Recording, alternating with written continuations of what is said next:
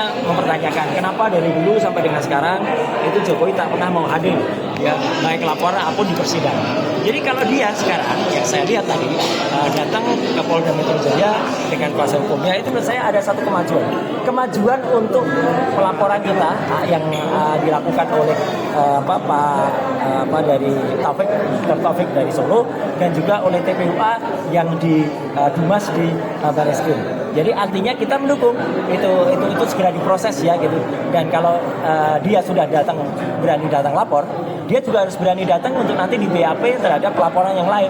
Jadi polisi juga menurut saya harus fair, kerjakan semuanya, equality before the law. Jangan sampai hanya laporannya Jokowi saja yang diproses, tapi laporan yang ada di Solo itu sudah persidangan, dan laporan yang ada di Barreskrim milik TPUA itu tidak dijalankan. Jadi menurut saya bagus dan kita tunggu ya. Kalau kemarin kan pasalnya adalah 160 yang saya dengar. Jadi 160 itu adalah kita dianggap untuk menghasut. Nah, kabarnya hari ini yang dilaporkan adalah pencemaran nama baik.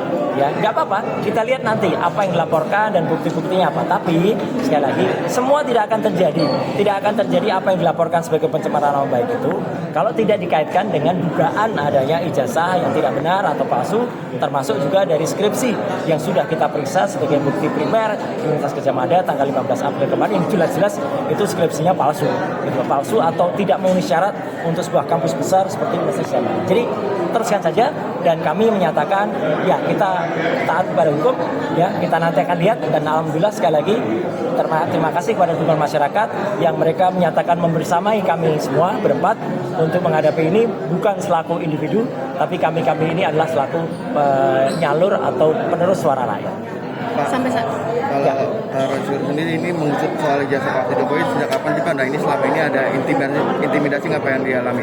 Ya, sebenarnya banyak yang kejadian ya, termasuk yang saya alami, baik yang itu nyata maupun tidak jelas ya, atau yang seperti fisik yang dialami Dr. Rismond dengan kendaraannya. Saya pun juga sempat mengalami, tapi saya memilih untuk sudahlah, biarkan saja, nggak apa-apa.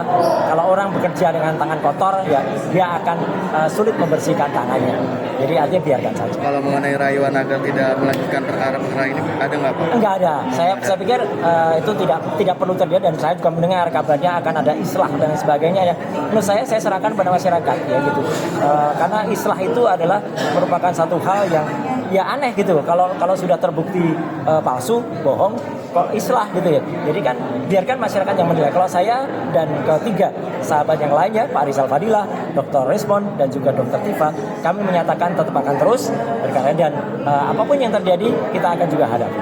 Keinginannya apa nih sampai ijazah aslinya itu dibuktikan, diperlihatkan ke media massa? Iya, karena gini ya, ini kan sudah terjadi sesuatu wacana bahkan juga pengetahuan di masyarakat ya, yang mana mempertanyakan kenapa kita pernah punya kepala negara 10 tahun ya, bahkan sebelumnya menjadi gubernur 2 tahun, menjadi wali kota hampir